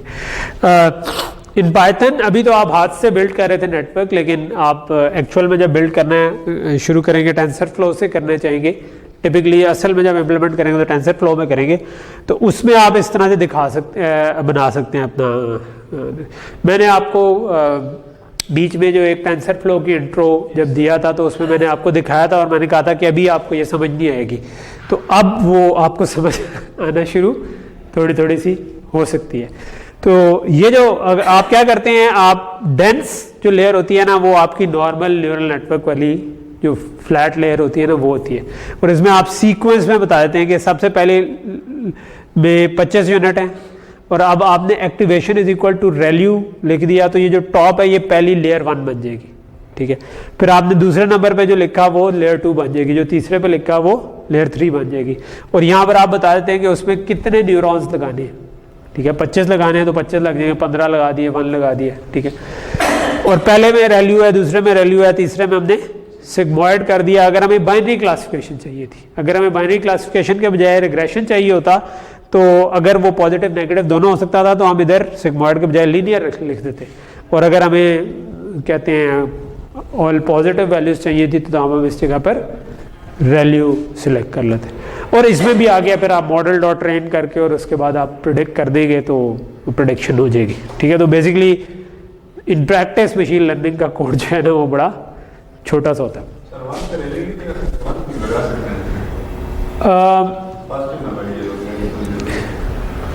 वन पे क्या वैल्यू ही लगाया हुआ है ना यहाँ पर, ये लेयर 3 है ना, हाँ वैल्यू लगा सकते हैं ना इधर भी। अगर पॉजिटिव वाला केस है तो वैल्यू लगाएंगे, अगर आपको नॉन नेगेटिव चाहिए तो फिर आप ये इसीलिए और वैल्यू और लीनियर लिखा हुआ ना कि अगर आपको क्लासिफिकेशन चाहिए तो इधर सिग्मॉइड लगा दें, अगर आपको रिग्रेशन चाहिए और पॉजिटिव नेगेटिव दोनों हो सकती है तो लीनियर लगा दें, और अगर आपको पॉजिटिव वैल्यूज चाहिए तो वैल्यू लगा दें, ठीक है। तो ये आपका सादा वाला न्यूरल नेटवर्क ट्रेन हो जाएगा, ठीक है। एक छोटी सी और चीज़ हम डिस्कस कर लेते हैं जो कि इतनी इंपॉर्टेंट नहीं है लेकिन जस्ट फॉर कंप्लीशन से, कि हमें ये एक्टिवेशन चाहिए ही क्यों, हम क्यों लगाते हैं एक्टिवेशन। उसकी जो मैं ज़्यादा डिटेल में नहीं जाता क्योंकि हमारा टाइम भी तकरीबन ख़त्म हो रहा है। जो हमने यही जो अभी न्यूरल नेटवर्क पढ़ा था उसमें आप क्या करते हैं, आप वेट से मल्टीप्लाई करते हैं और उसके बाद आप जी ऑफ जी कैलकुलेट कर लेते हैं। तो लेट्स से कि आपने लीनियर लगाया हुआ था, यानी कि बेसिकली नॉन लीनियरिटी लगाई नहीं थी आपने, कोई एक्टिवेशन उसके आगे लगाई नहीं थी। तो अब होता यह है कि अगर आपकी 2 लेयर्स हैं ना, ठीक है, तो पहली लेयर ने मल्टीप्लाई किया वेट और बाय साइड की, दूसरी ने वेट से मल्टीप्लाई किया बाय साइड की, ठीक है। तो आप कर ये सकते हैं कि ये W11 है या W12 है, तो अगर मैं ओवरऑल कंप्यूटेशन देखूंगा ना तो मैं आई कैन, क्योंकि इस पे कोई एक्टिवेशन लगी नहीं, तो ये जो मेरे पास A1 आया है दिस इज बेसिकली जो W1x प्लस B, ठीक है। अगर मैं इसको थोड़ा सा खोल लूँ ये ब्रैकेट्स को तो मेरे पास ये इक्वेशन बन जाती है। ये इक्वेशन बन जाए तो इसका इफेक्टिवली मतलब ये बनता है कि ये तो लीनियर रिग्रेशन ही बन गई, सिर्फ ये है कि ये वेट्स जो है ये आपस में मल्टीप्लाई होकर एक नया वेट बन गया ना, ठीक है। और ये जो है ये आपके पास बायस बन गई। तो ये बेसिकली आपके पास ओवरऑल ये वाला जो केस बनता है ये आपके पास वही बन जाता है कि असल में आपने एक तरह का, क्योंकि इसमें एक्स आ ही नहीं रहा तो ये पूरा एक बायस बन गई, इसमें एक्स यूज हो रहा है, ये एक और वेट बन गया, तो इसमें और लीनियर रिग्रेशन में प्रैक्टिकली कोई फर्क नहीं रहा। तो जो न्यूरल नेटवर्क हमें फ़ायदा देते हैं वो देते ही इस वजह से है कि वो एक फ़र्क फंक्शन है, उसमें ये नॉन लिनियरिटी आ रही है। और इसी तरह अगर आपके पास ज़्यादा भी अगर आ जाती है ना लेयर्स तो यू कैन प्रूव दैट कि वो बेसिकली सीक्वेंस में यही वाले स्टेप हो रहे हैं जो हमने पीछे देखे थे, और जो ओवरऑल आपके पास इफेक्ट बनता है इवन इफ के आप उसके आगे सिंगल जी ऑफ जी लगा भी दें तो वो क्लासिफिकेशन बन जाएगी, लेकिन वो लॉजिस्टिक रिग्रेशन वाला केस बन जाएगा, क्योंकि इन सब का जो इफेक्ट आएगा वो कंबाइंड यही होगा कि आपने एक्स को एक वेट से मल्टीप्लाई किया है एक सेट ऑफ वेट से और साथ एक बायस ऐड कर दिए। तो अगर वही करना था तो फिर तो आपके पास आपका जो न्यूरल नेटवर्क है उसका कोई फ़ायदा नहीं था। न्यूरल नेटवर्क का फ़ायदा हमने देखा था जिस तरह हमने वो जो एक XOR वाली एग्जांपल देखी थी ना कि लीनियर रिग्रेशन उस किस्म की नॉन लीनियर बाउंड्रीज नहीं लगा सकती, तो वो इसी वजह से लगती है कि हमारे पास ये एक्टिवेशन फंक्शन होता है जो कि फिर वो नॉन लीनियर बाउंड्रीज लगा सकता है। ठीक है, ओके। सो ये एक छोटा सा चीज़ थी जो कि मैंने कहा चलो ये भी साथ कवर कर। ठीक है जी, यहाँ पर आज हम रुकते हैं और फिर इंशाल्लाह नेक्स्ट क्लास से कन्वोल्यूशनल नेटवर्क स्टार्ट करेंगे।